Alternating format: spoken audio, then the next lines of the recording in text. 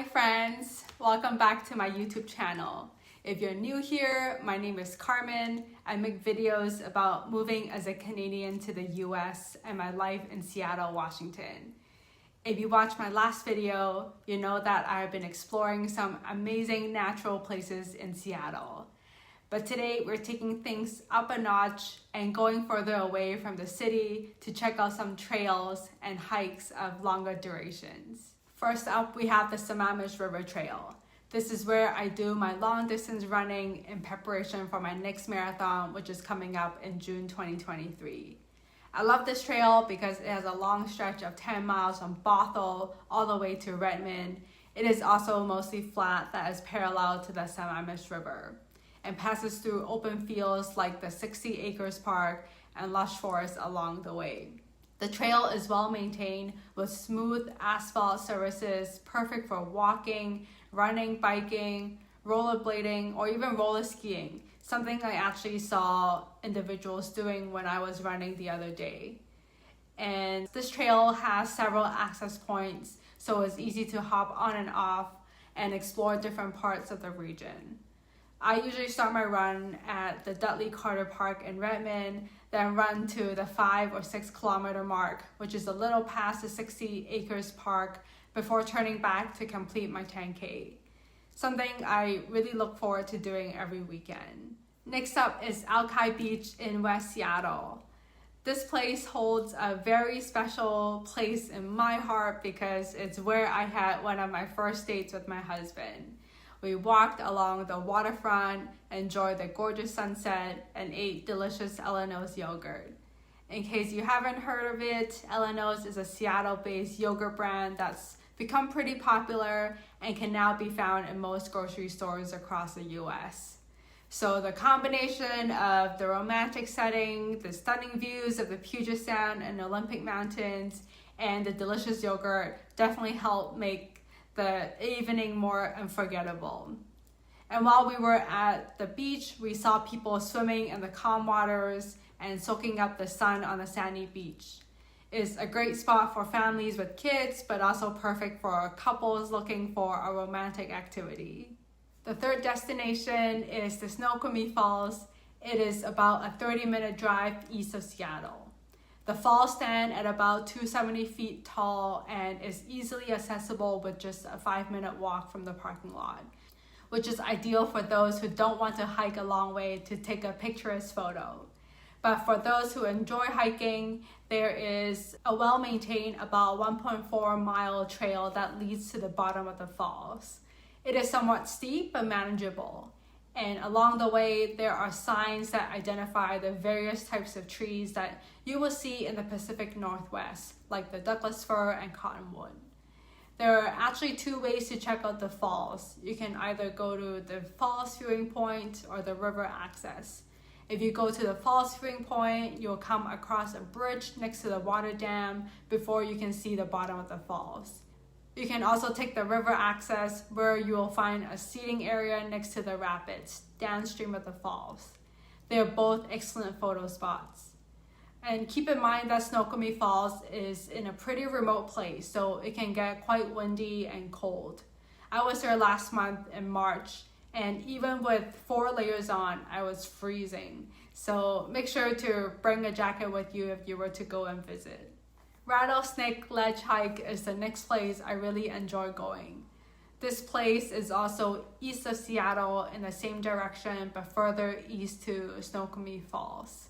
Compared to the previous places I talked about, this one is definitely more of a hike than a nature walk, meaning there is mud and stairs, so you will want to put on appropriate footwear like runners or hiking shoes when going on this trail. This one has a short walk from the parking lot to the trailhead. I would rate the hike as moderate easy, around 4 miles round trip, and should take about 2 hours depending on how long you want to hang out at the viewpoint. There are clear signs that will tell you when you have reached the Rattlesnake viewpoint. And from it, you can see stunning views of different mountains: Mount Si, Mount Washington, Chester, Morse Lake, and the Snoqualmie Valley. If you're feeling feisty, you can extend your trip by heading back to the junction, following the signs to East Peak, which is an extra 2.4 miles hike up. Next up is Gothic Basin. I went there for an overnight backpacking camping trip in September 2022, and let me tell you, it was one for the books. The name alone got me excited because Gothic reminded me of witches and dark spirits. And also, the hike itself was a bit of a challenge, especially because I found out the hard way that my brand new hiking shoes didn't fit quite right when I was hiking back down the second day. My feet were swollen from all the walking on the first day, and they simply didn't fit in my shoes when I was coming back down the next day. Here's my lessons learned. Use shorter hikes to break into and get comfortable with new shoes. Anyway, Gothic Basin is up in the Mount Baker Snoqualmie National Forest, north of Seattle. It's about a 12-mile round trip hike with a 3,200-foot elevation gain. We left Seattle around 9 a.m. and drove for about an hour to get there. If you are using Google Maps, you can put Barlow Pass parking to guide you to get there. We had a Discovery parking pass, so we were good to go. But if you don't have one, be sure to keep an eye out for signs about paying for parking. The hike itself is no joke because it starts out deceptively easy with a flat 1.5-mile walk before you hit the Wyden Creek / Gothic Basin trailhead. There are a couple of stream crossings and a gentle incline before you hit a series of zigzags that gradually get steeper. I saw some people bringing their helmets because there is climbing involved on jagged rocks. If that's not your thing, I would recommend bringing a helmet just in case. There were also 3 waterfalls we had to pass on the way up. They will make great rest stops. We took numerous stops along the way and made it to camp at about 5 p.m.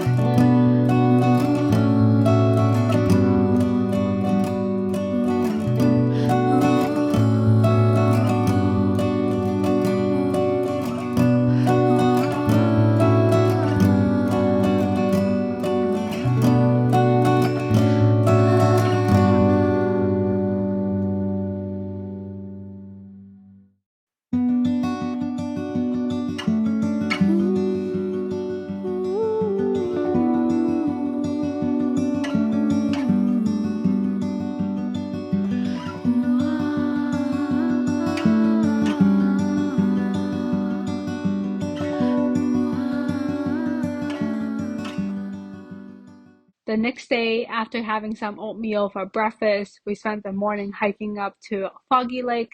This one was very steep and has some big rocks, but the view was definitely worth it. We spent about an hour there overlooking the clear water and the snow-capped mountains before heading back to our camp. We then packed up our tent and started our journey downhill. And remember the incident I told you earlier about my swollen feet? Well, this was when I discovered my feet feeling different and needing my partner to carry my stuff to head back down. And thankfully, we had a hiking pole that I can rely on, so I can lean my weight onto it. We started at about 12 p.m., but didn't come back down until 6 p.m.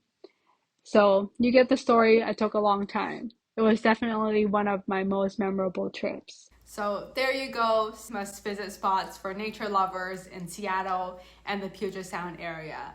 And the best part, all of these places mentioned are open to the public and completely free of charge. If you found these recommendations to be helpful, be sure to give this video a like, subscribe to my channel, and click on the notification bell to stay updated on my latest content. I'm always on the outlook for new and exciting places to explore.